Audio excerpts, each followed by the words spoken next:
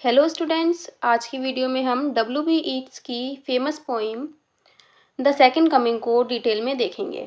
ठीक है, ये जो पोइम है ये विचारों से भरी हुई है और इसमें काफ़ी सीरियस थॉट को यूज़ किया गया है और काफ़ी ज़्यादा इंटरेस्टिंग पोइम है ये। ठीक है, तो देखते हैं। Turning and turning in the widening gyre the falcon can not hear the falconer. Turning and turning तो मतलब घूमते हुए, टर्निंग मतलब घूमना, तो घूमते हुए in the widening gyre, widening मतलब बढ़ते हुए या चौड़ा होते हुए। द जायर, जायर होता है जो सर्कुलर मतलब चक्र में, जैसे जो हमारा यूनिवर्स है, इसका जो सेंस जा रहा है ये यूनिवर्स से है कि जो हमारा यूनिवर्स है ये, इसकी कोई भी शेप हमें पता नहीं है कि कौन सी शेप का है, क्या है। सोलर सिस्टम हाँ हमें पता है कैसा है, अर्थ कैसी है, बट यूनिवर्स का हमें कुछ नहीं पता।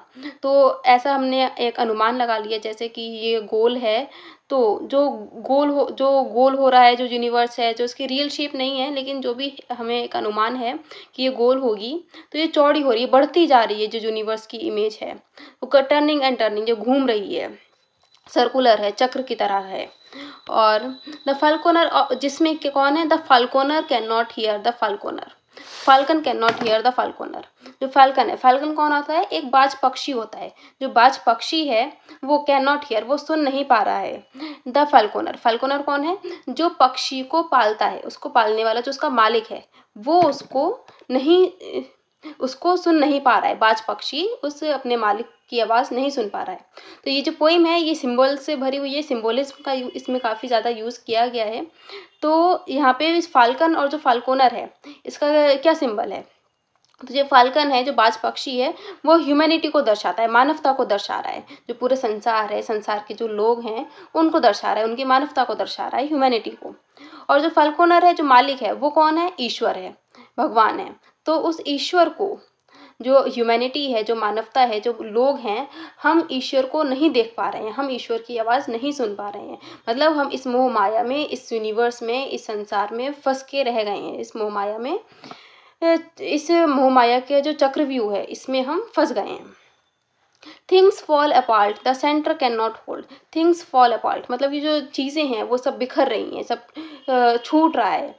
The centre can not hold, और जो सेंटर है वो होल्ड नहीं कर पा रहा है। मतलब जो मध्य का जो केंद्र है, मतलब जो जैसे धरती पे ग्रेविटेशनल फोर्स है, तो उस फोर्स की वजह से हम रुके हुए हैं, नहीं तो हम सब हवा में उड़ रहे होते।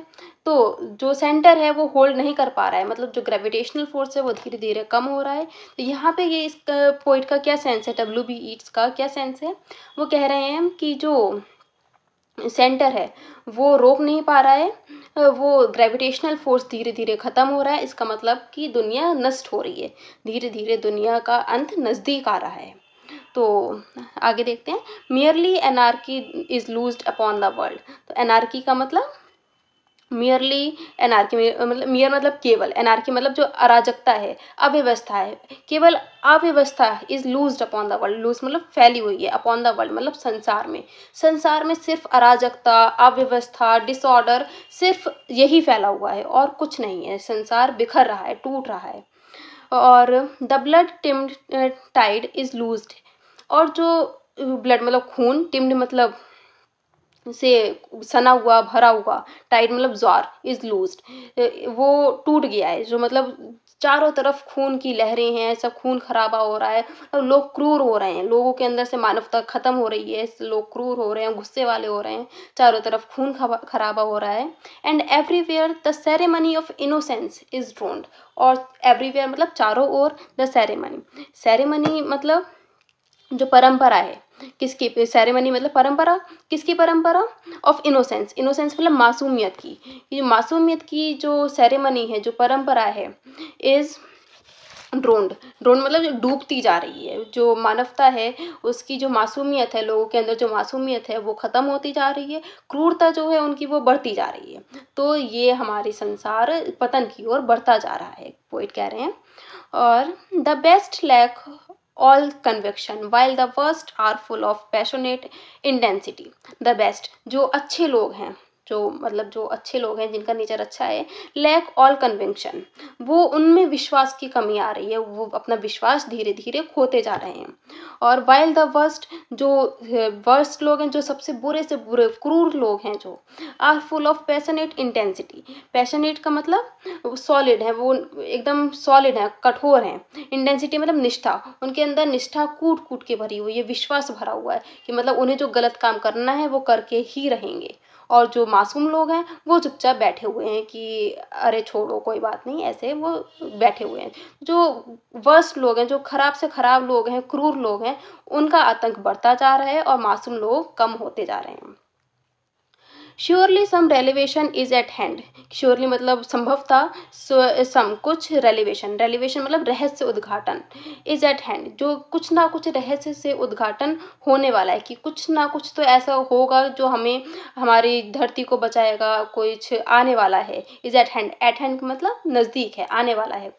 कौन आने वाला है? Surely the second coming is at hand, कि श्योरली कि सेकंड कमिंग पास में ही है, एट हैंड मतलब पास में है। सेकंड कमिंग क्या है? मतलब दूसरा अवतार। किसका अवतार? जीसस क्राइस्ट का अवतार। जैसे जीसस क्राइस्ट का बॉर्न हुआ था, उसके बाद जब उनकी डेथ हुई, उसके बाद अब कह रहे हैं कि उनका क्रिश्चियनिटी में कोई नए गॉड आएंगे और मानवता को बचाएंगे, मानवता की रक्षा करेंगे। तो जल्द ही सेकंड कमिंग होने वाली है, किसी नए भगवान का अवतार होने वाला है।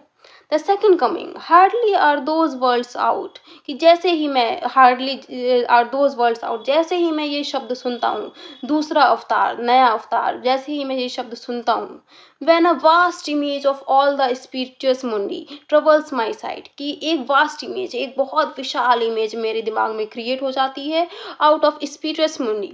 स्पिरिचुअस का मतलब कि जो पिक्चर्स हैं, बहुत सारी कलेक्शन ऑफ पिक्चर्स मेरे सामने आ जाता है, और मेरे को उसमें से एक वास्ट इमेज, एक बहुत बड़ी इमेज दिखाई देती है। तो वो लगता है कि हाँ, यही हमारे नए भगवान है, इन्हीं का जन्म होने वाला है, यही अवतार लेने वाले हैं।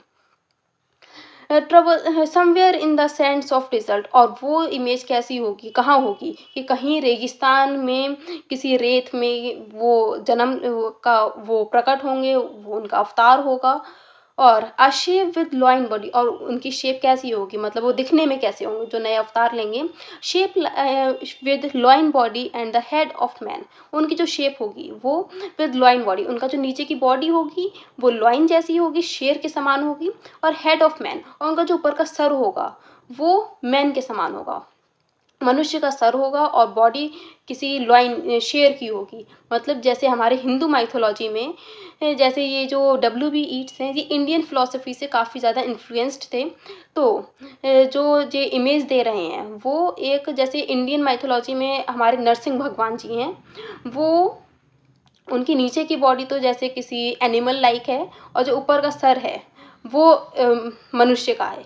तो वो नरसिंह भगवान की इमेज उन्होंने यहाँ पे दी है कि जो लॉइन लाइक में विद लॉइन बॉडी, जो लॉइन जैसी जो उनकी बॉडी होगी, और जो हेड होगा वो मैन का होगा। तो हमें नरसिंह भगवान की इमेज हमें यहाँ पे लग रही है कुछ।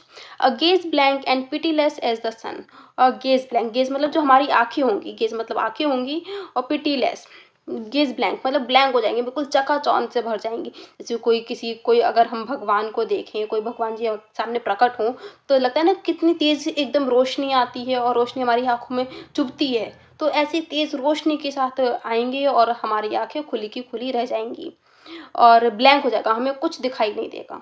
And pitiless as the sun, और वो रोशनी इतनी तीखी होगी, इतनी तेज़ होगी कि पिटीलेस एज द सन, कि वो दया, पिटी मतलब दया, और पिटीलेस मतलब दयाहीन, वो एकदम दयाहीन होगी एज द सन, जैसे सूर्य होता है। जैसे हम सूर्य की ओर देखें तो सूर्य की रोशनी हम डायरेक्टली नहीं देख सकते, वो हमारी आंखों में चुभती है, बहुत तेज लगती है वो रोशनी। तो ऐसे ही जब हम सूर्य से भी ज़्यादा दयाहीन वो रोशनी होगी अगर हम उसको अपनी आंखों से देखेंगे। तो the in moving it's slow thighs while it all about, वो अपनी थाइज वैसे तो जंगा होती है, लेकिन वो अपने धीरे धीरे कदमों से, in moving it's slow thighs, धीरे धीरे कदमों से बढ़ते हुए आएंगे वो, वाइल इट ऑल अबाउट, और जबकि इसके चारों तरफ the darkness all about the reel shadows of the indignant desert birds. Reel shadows मतलब इनके चारों ओर घूम रही होंगी, रील मतलब घूम रही होंगी, इस शेडोज मतलब परछाइयाँ, कि इनके चारों ओर परछाइयाँ घूम रही होंगी, इन भगवान, इन अवतार जो सेकंड कमिंग है, इनके चारों ओर परछाइयाँ घूम रही होंगी of indignant desert birds. Sorry, indignant, indignant का मतलब गुस्से से भरी हुई, कि जो इनके चारों ओर कौन, मतलब गुस्से से भरी हुई आत्मा, मतलब परछाइयाँ घूम रही होंगी।